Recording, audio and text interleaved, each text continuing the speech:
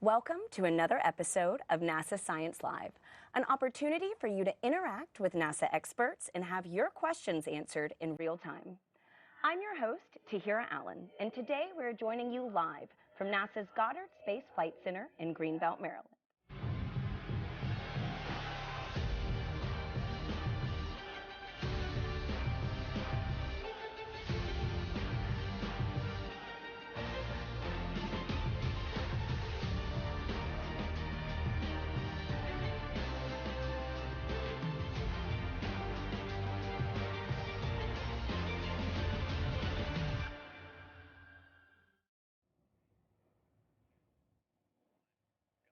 One year ago today, the James Webb Space Telescope released its first full-color images and data and had us all in awe at the beauty of the universe. As the world's most powerful infrared space telescope, Webb has been examining every phase of cosmic history, from the first luminous glows of galaxies in the early universe to the evolution of galaxies, as well as stars, planets, and objects in our own solar system. Today, we're going to highlight some of Webb's exciting discoveries over the past year, get a look at what's next for this historic mission, and answer your questions throughout the show. Send in your questions using the hashtag AskNASA on social media or drop them directly into the comment box wherever you're watching. I'm joined today by two astronomers who are going to guide us through Webb's first year in science. Dr. Jane Rigby, who is the Webb Senior Project Scientist at NASA Goddard, as well as Dr. Macarena Garcia Marin, who is a Webb Deputy Project Scientist at the Space Telescope Science Institute and a member of the European Space Agency. Thank you both so much for being here with us on such a big day. So if you could just start by telling us a little bit about your roles on the mission and then how you're feeling today. By all means, so thank you so much for having us. I've been part of the mission for about 16 years, and throughout those years I have had different roles.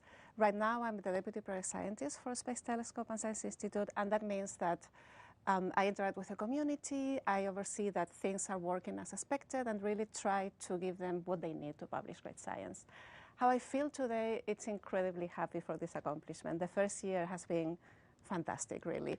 And this is a testament to everybody who worked on the mission. So we have 3 agencies, NASA, ESA, the Canadian Space Agency, 13 countries, and 20,000 people to make this happen. So it's really, it is amazing. Amazing, yeah, for one telescope. Oh, wow, and what about you, Jane? Sure, so as the Senior Project Scientist, my job is to optimize the science that we do with this amazing telescope, to make sure that we are doing the best science and giving the community what we need to really make these transformative discoveries, and then to make sure we're explaining those and sharing them with the world. How I'm feeling today is so proud of the team. People have poured their hearts and their souls into this mission, and we also are, you know, it's so gratifying to see how many people around the world are with us on that journey. It's been such a wonderful year, and I know that we really are just getting started in terms of the scientific return from this telescope. I mean, like, we have so much to get into today, Yeah, and we are just let's go. so honored to have you all.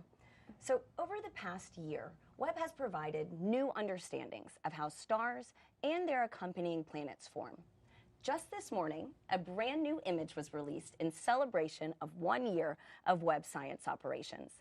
It shows us a detailed view of the closest star-forming region to Earth, the Rho Ophiuchi Cloud Complex. Maka, this image just practically begs for an explanation. Could you start by just telling us exactly what are we seeing here? By all means, and I always like to take a second to really take in the image, because it is really astonishingly beautiful. It has a structure, it has this organic feeling to it. It's really amazing. And yes, it is Rho Ophiuchi, which is the closest star-forming region to us. And in this case, we're looking at a region with about 50 stars. For the most part, they are very similar to the sun. They are in terms of mass. And they are essentially in formation.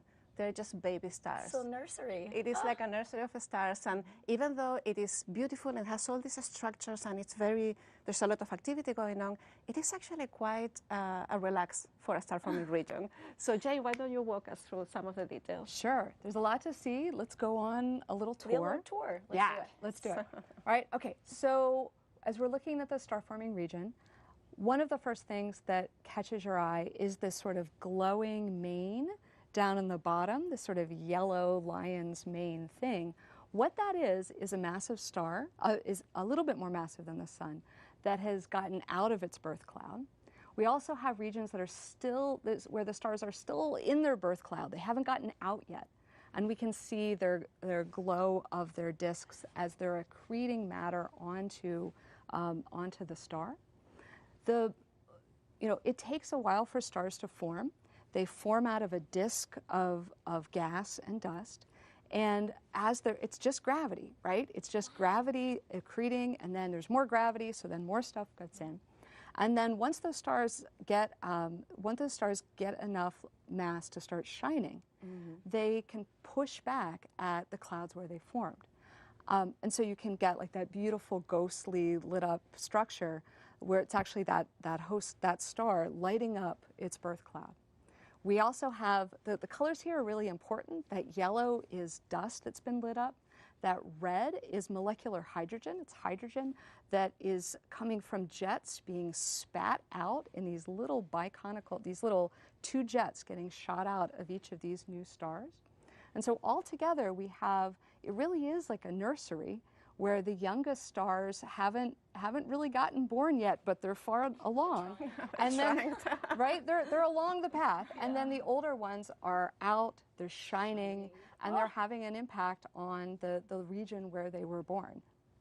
Well, I mean, we've talked a little bit about stellar birth right now, right? So yes. Let's skip to the end of the movie. Like what happens at the end of a life cycle for a star like our sun? So everything in a star depends on the mass, like the life and the number of years that it will be, it depends on the mass. And in the case of a star like the sun, so not too massive, what it will happen is that when it's nearing the end of its life, it will start shedding the outer shells and creating these beautiful structures around it, which are called planetary nebula.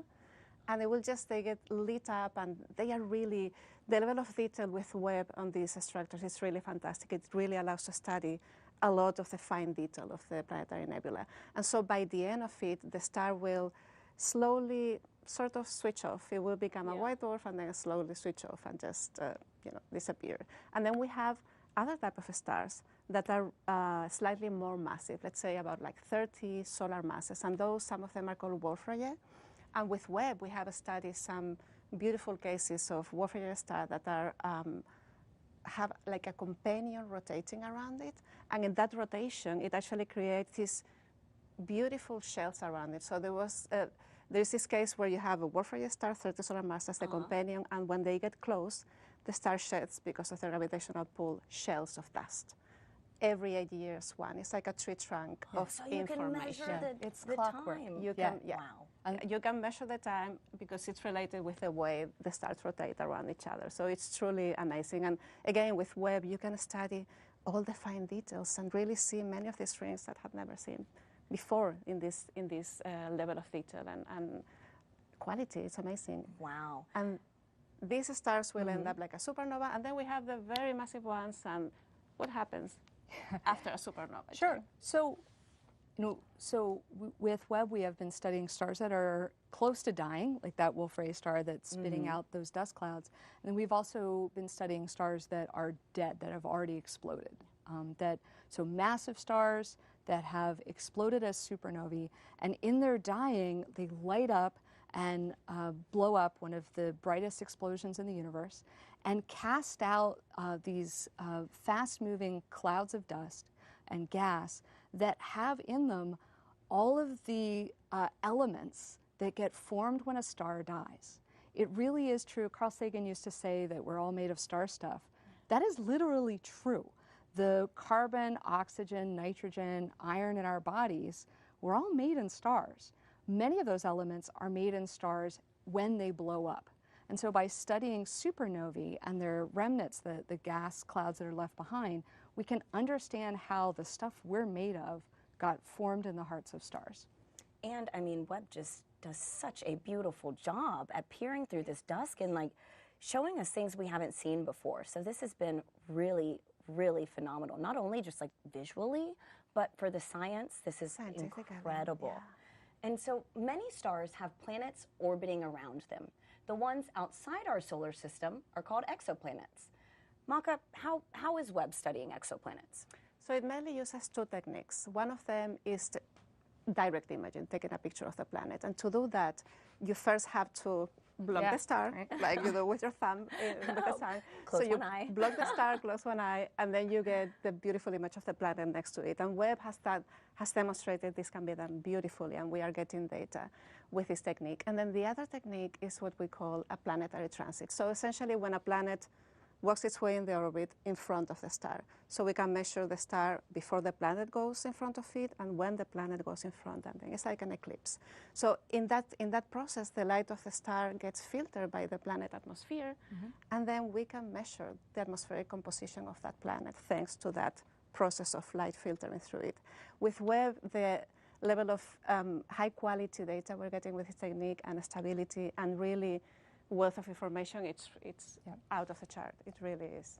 Well, Jane, can you expand a little bit on what we are learning from these techniques, say with massive planets? Sure. And now we're currently spending a quarter of all the observing time with Webb studying exoplanets.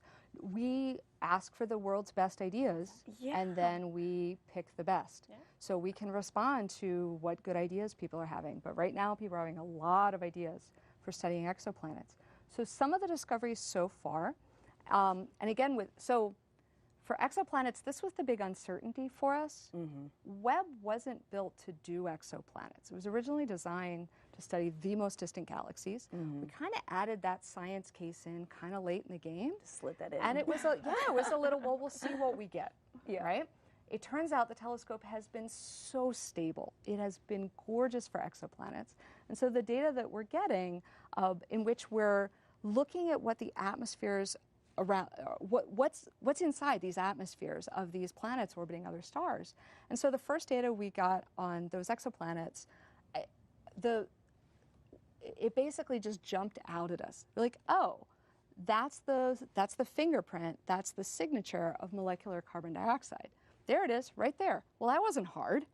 And then we took further observations with other modes of the observatory to get other elements. And what's been so wonderful with this telescope is that before we had to strain to maybe get one molecule, maybe, for some of these planets. Instead, we're getting a whole soup. We're getting water, carbon dioxide, sulfur dioxide. We're getting what's going on in there. What's the chemistry? What's happening? So we're able to understand what is going on inside these planets, what are they like, and that's something we've never been able to do before. And I mean, planets that are so far away, right? Like these are hundreds of light years away. Some of them are really close, just a couple light years away. Wow, that is incredible. So, we've talked about massive planets right now, but as an Earthling, can Webb study, small rocky planets like that as well? It can, and actually there is a very well-known system, which is a TRAPPIST system, and that has 7 planets within the Mercury orbit for you to, so it's a lot of, you have the star and 7 planets packed into that very small orbit. So with Webb, we're studying them all. So far, we have results for the 2 ones closest to the stars. And the results have been, well, they don't have an atmosphere. We have been able to measure the temperature of one of them. And there is a lot of effort going on the characterization of the rest of the planets. So what everybody wants to find, I think, in this case for the rocky exoplanet is, can we find one that has an atmosphere? So it's all about pushing the boundaries and getting more and more data to get high-quality results. So, Maka, could you, I guess, help us understand what all this means in the big scheme of things, right? So in the 90s, we didn't know about other exoplanets. Now we know about that. I mean, we have found about 5,000 of them. So it's all about pushing the boundaries of our knowledge on how our exoplanets form, what types are there, how are their atmospheres, like how the atmospheres evolve and change with time. It's all about putting in context the planetary formation and then really perfect our models and keep on observing. I mean, I see often this astronomy and science in general, like you're putting pieces of the puzzle together to get a really good view of the whole picture. So that's what we're doing. I mean, and that's beautiful. So thank you both so much for such a great introduction to Webb's last year in science. And we are already getting so many great questions in online that I'm going to take a step back and I'm going to toss it to our viewers. So for those watching, remember to send in your questions using the hashtag AskNASA or drop them directly into the comment stream wherever you're watching. All righty. So our first question is from Instagram user Trevor Maria. So he has a question about the anniversary image. He asks, this is a multi-photo stacked on top of each other of different wavelengths of what each camera sees, correct? This isn't what it looks like to the naked eye, basically, is what. Yeah. Can I take that one? Sure, go ahead.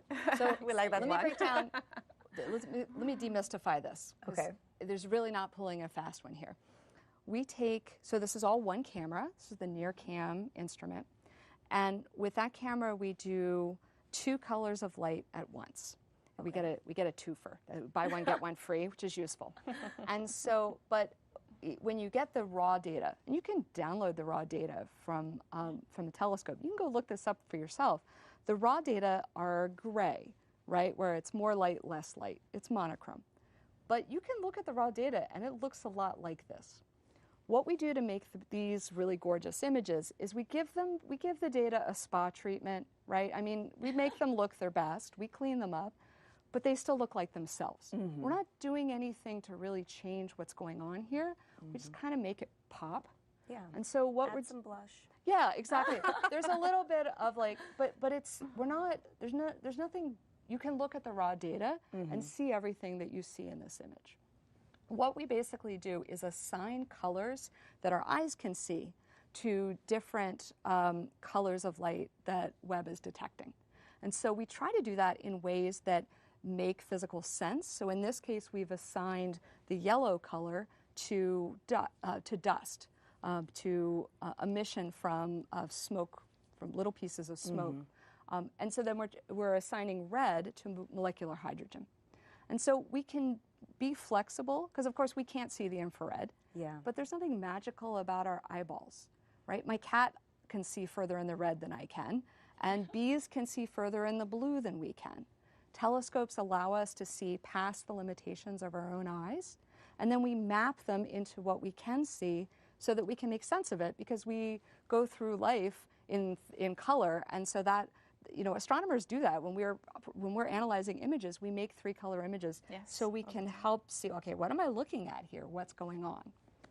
Wow, I mean, that is just incredible. And it really, I feel like, brings out that merger of art and science in a way. It definitely does. And so that's so cool. So on our next Twitter user asks, Reg Victors, he's asking a question.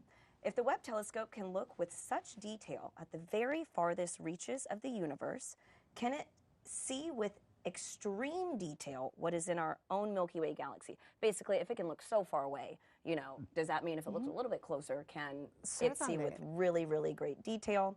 And he has an example. Can it catalog solar systems and the detailed compositions of the bodies orbiting them? So yes.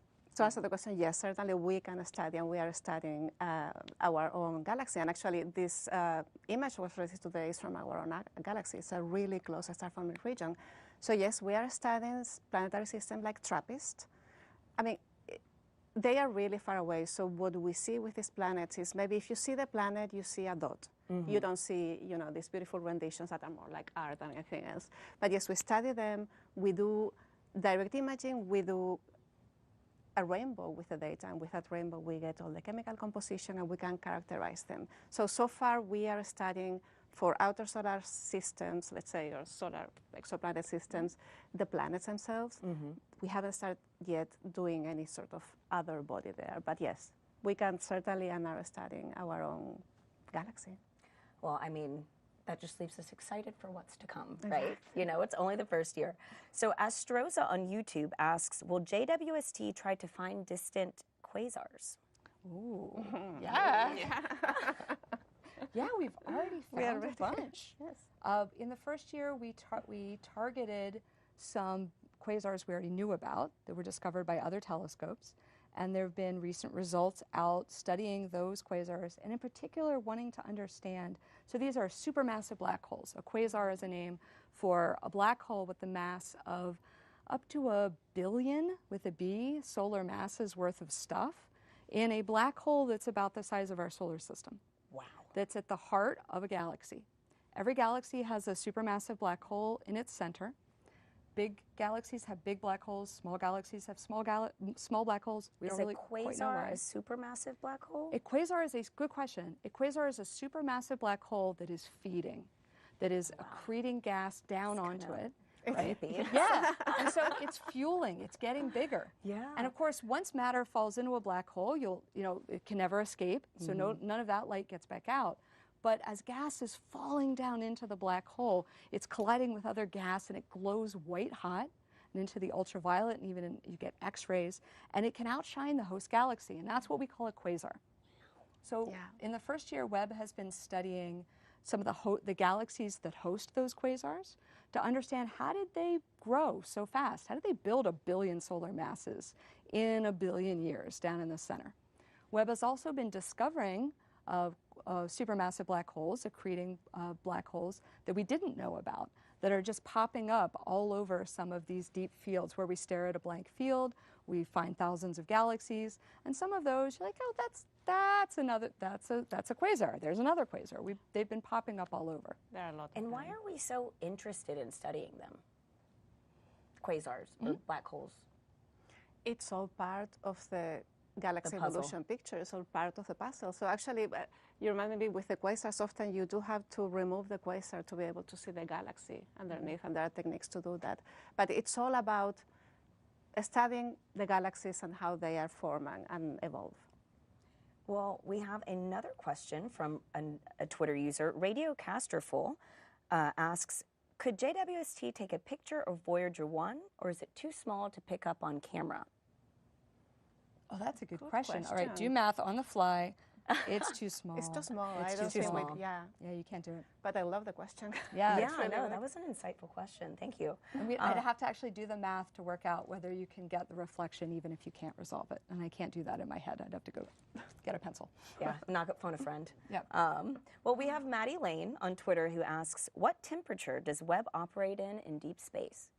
Well, we have 2 ranges of temperature. So we have 3 instruments that operate in the near infrared, and they are at about 40 K, which is like a few tenths of degrees over the absolute zero.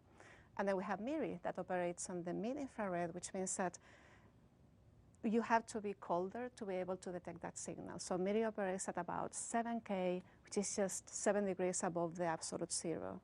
And that means that MIRI needs to have a special cooling system. It's like it has its own fridge, so to say, to keep it cool and really make it functioning. The other ones are cooled down by the sun shield that protects everything from the radiation of the sun. Wow, the range is just... It is. Yeah. And then on the hot side, the hot side, right? The hot side, where the below the telescope and the science instruments all really cold, minus 400 Fahrenheit, 40 degrees above absolute zero. On the hot side, it's like room temperature and hotter. So the parts that, where we keep the computers and the radio that phones home, all of that is nice and toasty. And then we have to keep that isolated from the cold side where we're doing the science.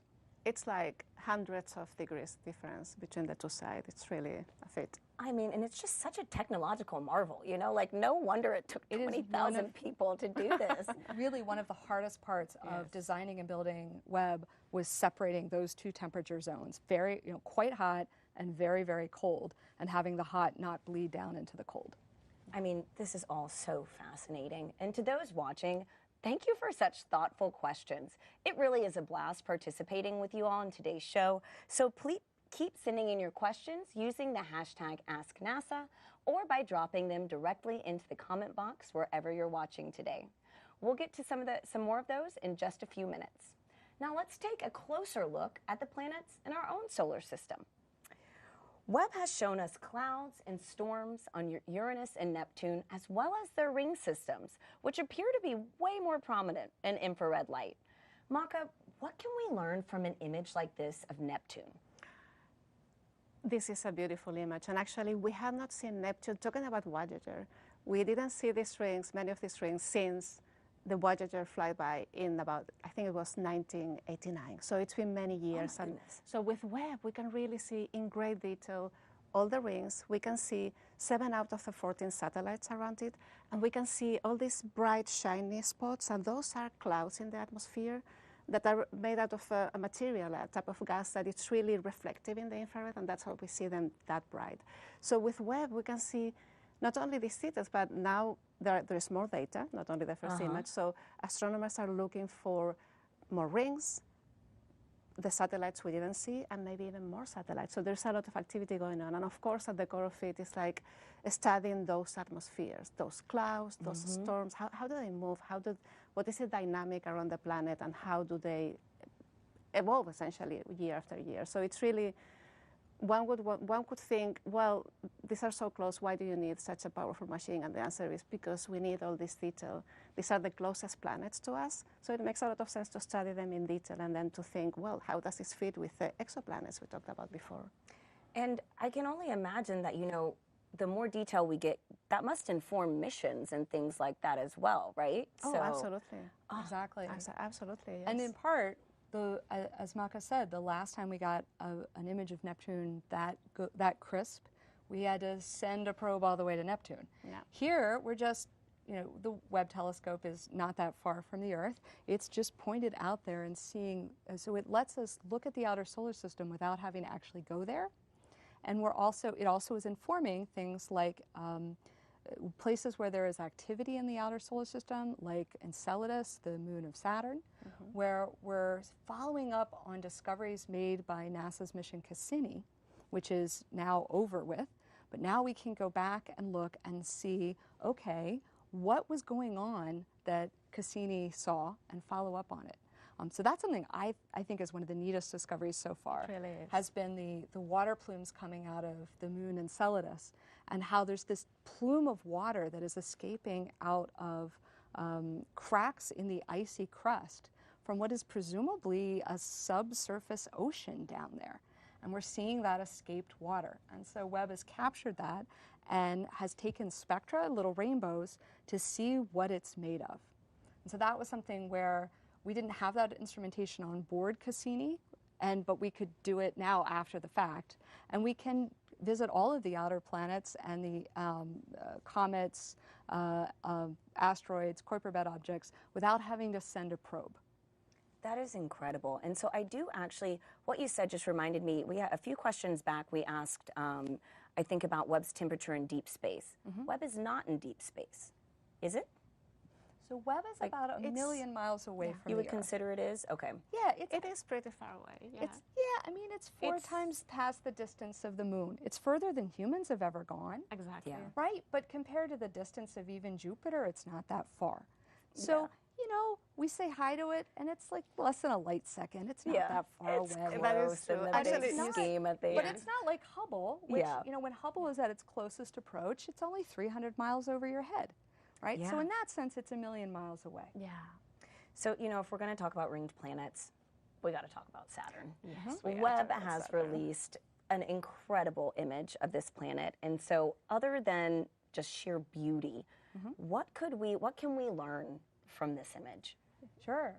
You want to take that one? Sure. I mean, yeah. So again, the solar system experts, they call Webb a ring machine because they are seeing the rings of all these planets in such a detail. And this, I love that. It's like a ring machine. And so these rings are made out of dust and ices, and that is where, with infrared and with Webb, you can really see the details and you can really understand. Are there, what are the satellites in the rings? What is the composition and their dynamics? And are there more rings we don't see? For instance, Enceladus is like a little bit farther away in a ring that is not the typical ring you see in the images from Saturn. So again, lots of data, lots of new information. And really, it's a fun fact is that the planets, they are so bright that the challenge with Webb is not to get too bright and then make the data difficult to observe. So the challenge is really get good quality data in a really, really short time. And that's what we're doing. Well, I mean, it seems like it's knocking it out of the park. And so before we move on from solar system, I do want to ask, you know, Jane, is there any other object in the solar system or anything else Webb has been doing in the past year? Oh, gosh, we've been doing a lot. I don't have time to talk about all the comets and asteroids we've been studying.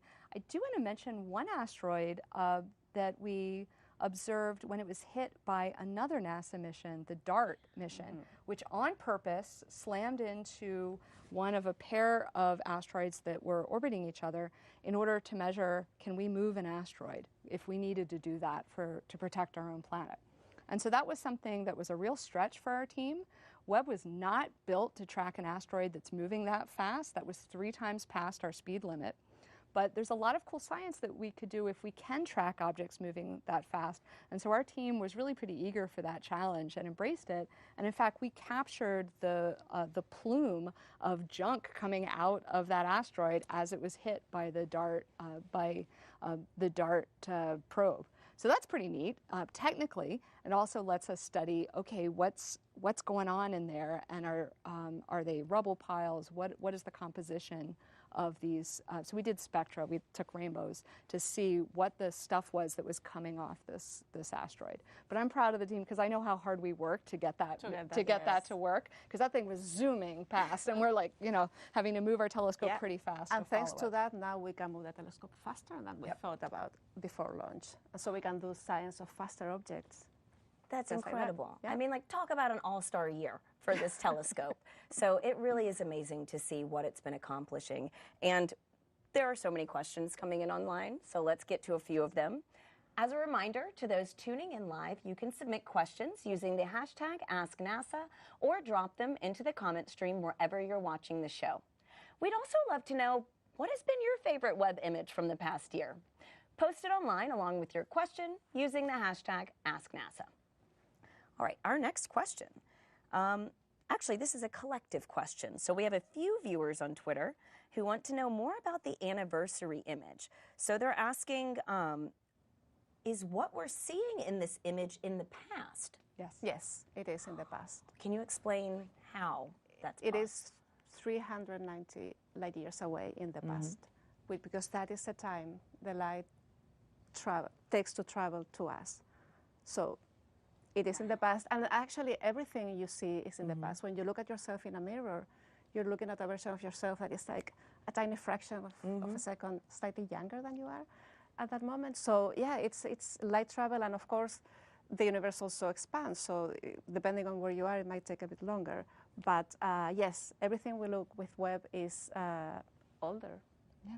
It's just we're the always nature. looking into the past. We're looking, but it's like the light from the sun is slightly into the past. We are looking at each other slightly into the past. It's mind-boggling, you know, to really like sit and think about that. And so, actually, this is a great follow-up question. Adam Updike on YouTube asks, has JWST changed our perception of the universe? And if so, how?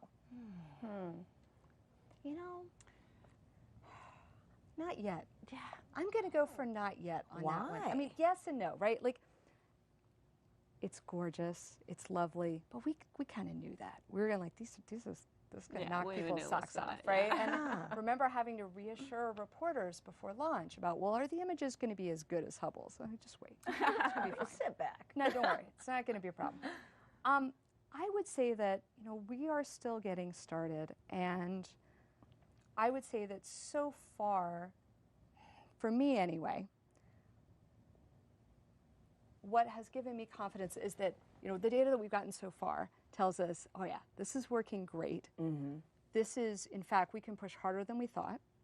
And so far, I think that we know that we can push quite a bit harder. I think maybe we'll get to it, but I think the high redshift, the very most distant galaxies, where we're looking back in time, not just 100 or 1,000 or a million years, but we're looking back in time 13 billion years. For me, that's probably the part where that's changed my perspective, just because for me and for everybody else before launch, that was a big old question mark. what did the first billion years of the universe's history look like? Nobody really knew. And that's the one area where we've gone from saying, well, we just can't do that with any telescope we have. We just hit a cliff where it's like, we can't see that far back in time to where, oh yeah, we're finding hundreds of these galaxies everywhere we look. And that's the part where we've gone from saying, how did it all get started? How did the first galaxies form?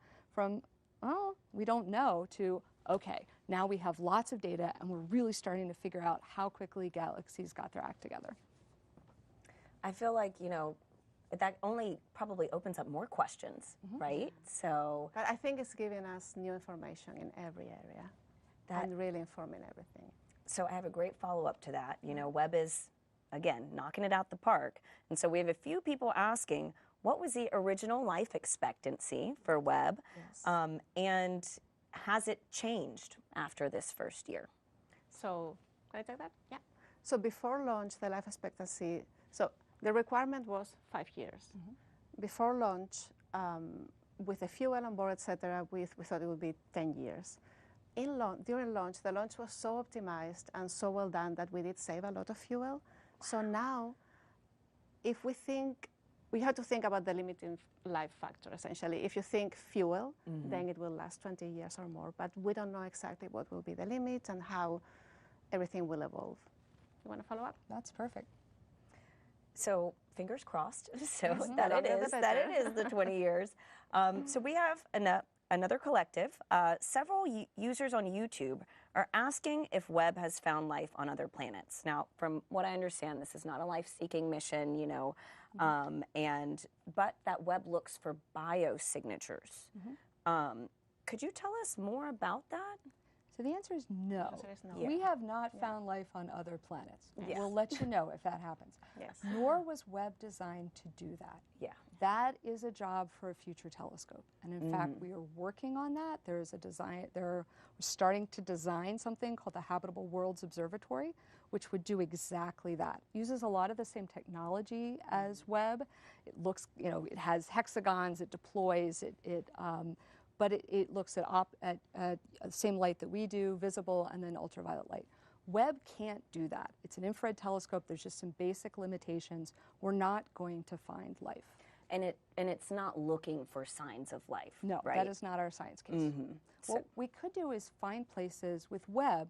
We may be able, if they're out there and they're close, to find planets that could be habitable, that look nice and toasty, but not too hot, that have liquid water.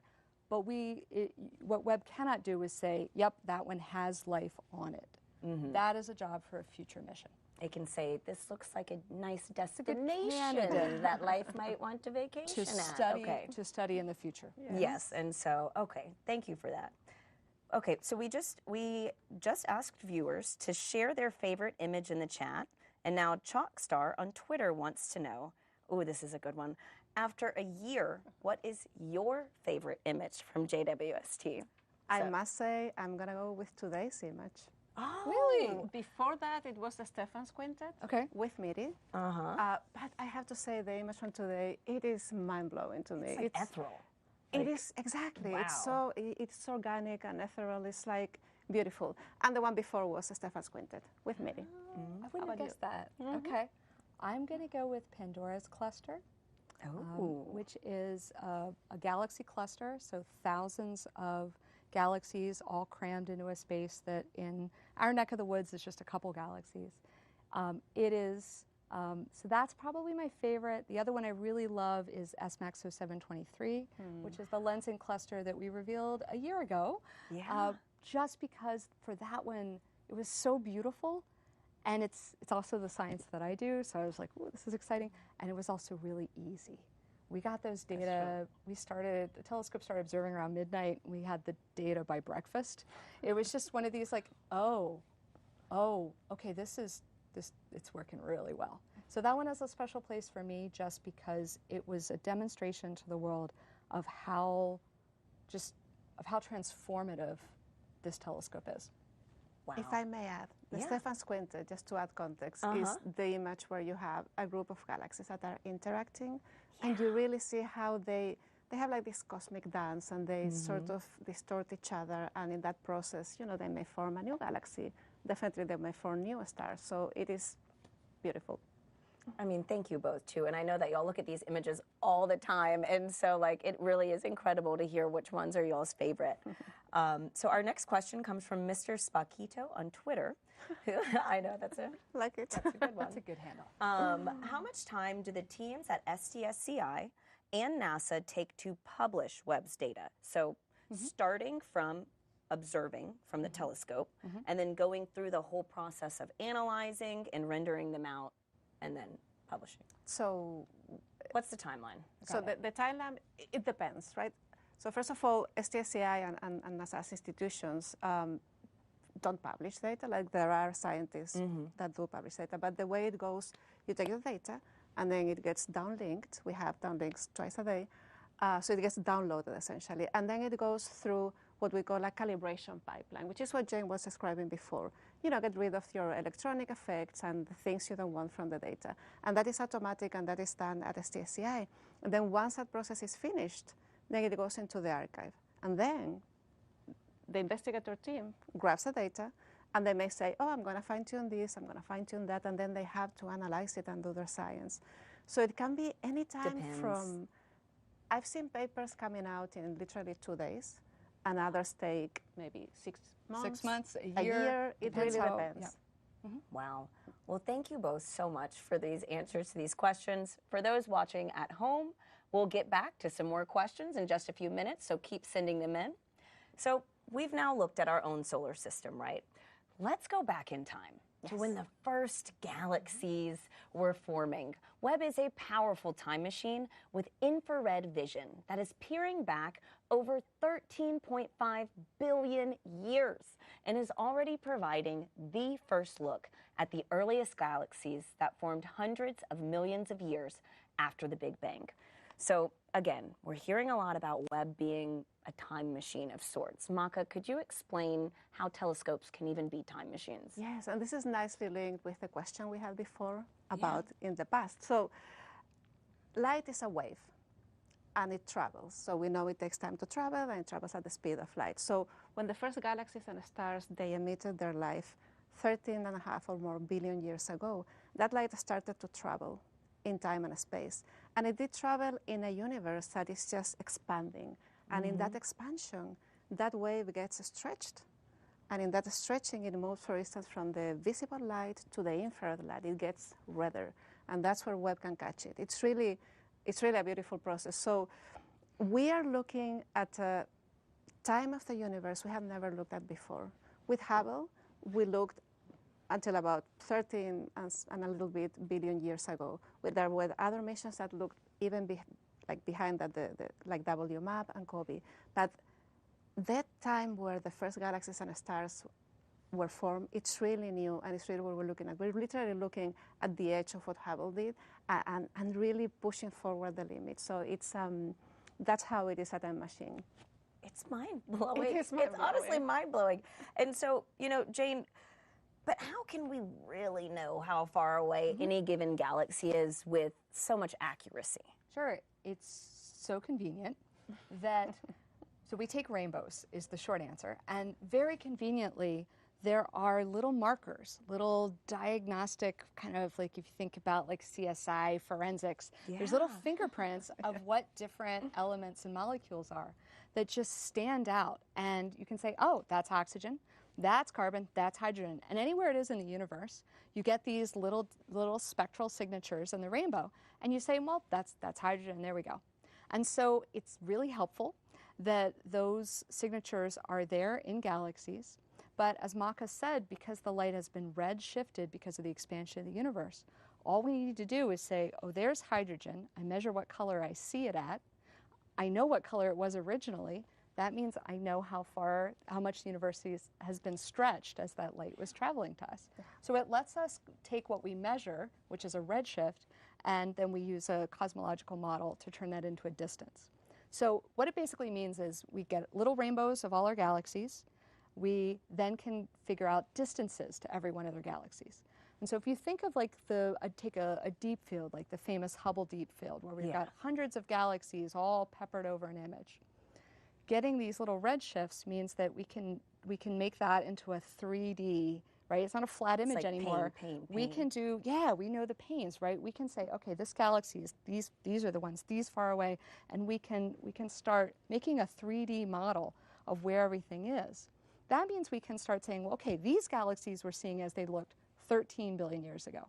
These galaxies are as they looked 13.4 billion years ago. And these galaxies are 10 billion years ago. And so for any galaxy we look at, we get a snapshot. We don't live long enough to see galaxies evolve. We just don't live long enough. But we can, by getting all these snapshots, put together that picture of how galaxies evolve with time. It's as though we never got to see humans age, but we got snapshots of people at different stages of their lives, and from that we can piece together how people are born, mature, and get old. Yes. That is a great analogy. So, what is Webb revealing now that we could have never known a year ago, right? Can I do that one? Sure, go ahead, yes. So the big result, so there are a lot of results for the early universe. They're coming out fast and furious. Yes. So the ones that I think that sort of, to kind of group them into some big themes. Yeah. So far we're learning that there are more galaxies at early times in the very young universe than we expected. That's cool. They're also brighter than we expected, so they're easier to study. Great. There's lots of them. What we think is going on, and we're getting spectra of them, and we're finding, so what we're finding is that galaxies formed earlier than we thought, and they are forming more stars than we kind of gave them credit for or thought we might optimistically get. Yeah. We didn't really know. Honestly, we had huge uncertainties in what we might get in this first billion years. This really was well, that's why we built the telescope, was to go find out. But the main result that is emerging is that there are more of these galaxies. They're brighter than we expected. My interpretation of that is that galaxies just got organized early. And we're still working out why and what the details. They just, exactly. Building cities. So these are all still very small galaxies compared to the Milky Way, both in terms of size and in terms of mass. But they have a lot of the properties of bigger, later galaxies. They've made some I'm kind of proud of them. They've gotten their act together. They've formed black holes in their centers. They're accreting gas. They're forming stars. So that's a little, okay, these processes that we see in the nearby universe are working in that first billion years. And so we're understanding how we're really getting a gorgeous view of how galaxies turned on and got organized in the very early universe, which was the science case that sold the telescope. That's why we built it. And interestingly, some of them, we know now that they have stopped star formation. Or very paused, early. they're taking They a have break. paused, they're taking a break. And maybe some of them will start merging with their neighbors and really triggering star formation again. So, or maybe their black hole did it. We maybe don't the know black yet. hole did it. We don't know. But that's a neat result. Yeah. Exactly. And that is how galaxies will evolve until today. Wow. So let's get to some more questions from our viewers. Sweet. But first, we want to know, where have you seen Webb images over the past year? With the mission's incredible window into the universe, I mean, we have seen pictures on clothing, billboards, in Times Square. Where have you seen Webb? Drop your response into the stream wherever you're watching. All right, so now on to some next questions. We have some Facebook users who are asking more about how we apply colors to the black and white photos that we get from Webb.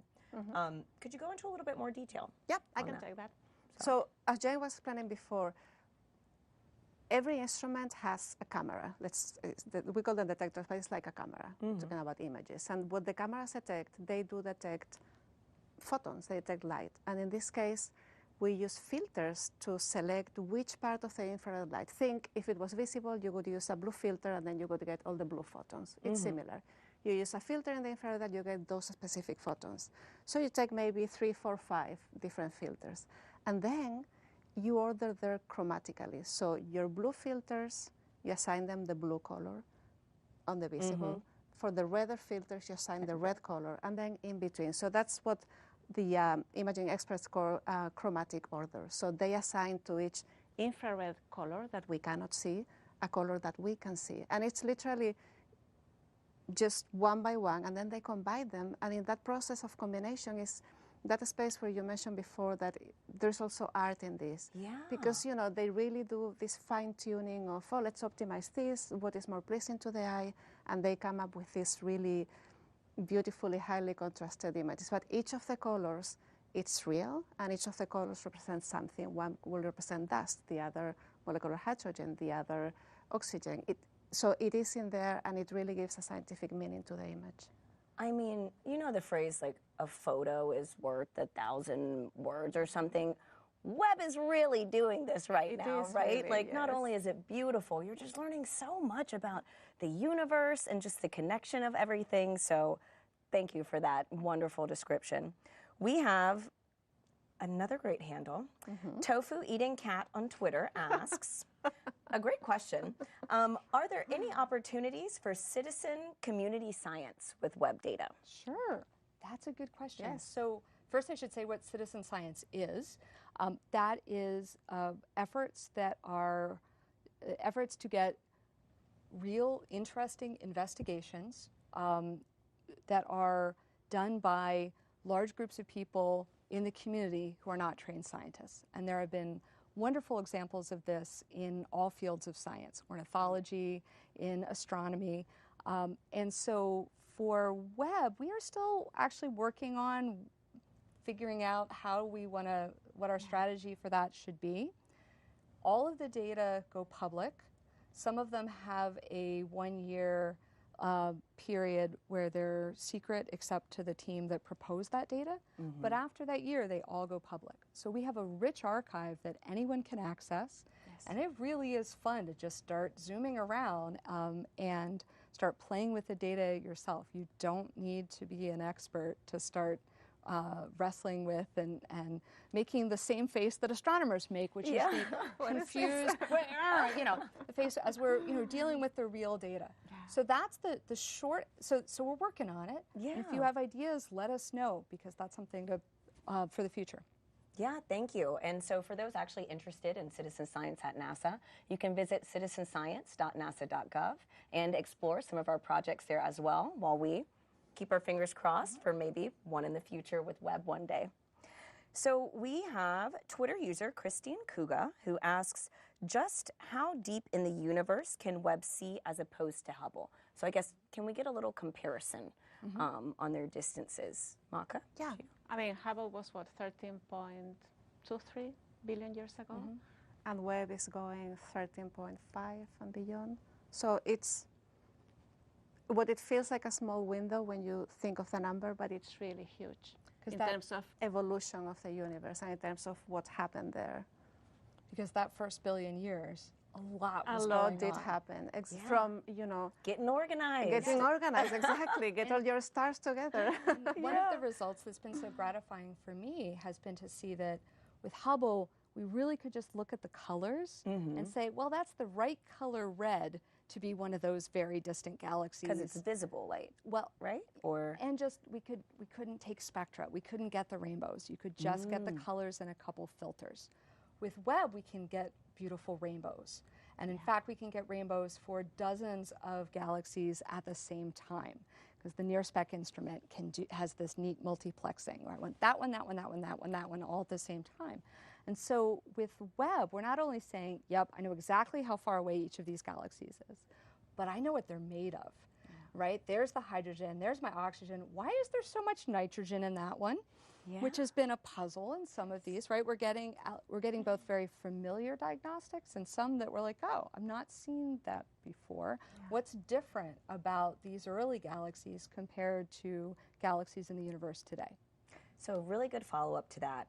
Twitter user Aerospatial is asking if Webb needs to take a pause after each image. Essentially, is it true that Webb is always observing, always operating 24/7? It is always operating. I mean, you take an image, you take a pause, say, to switch your filter or switch your selection of your rainbow, and then take another image.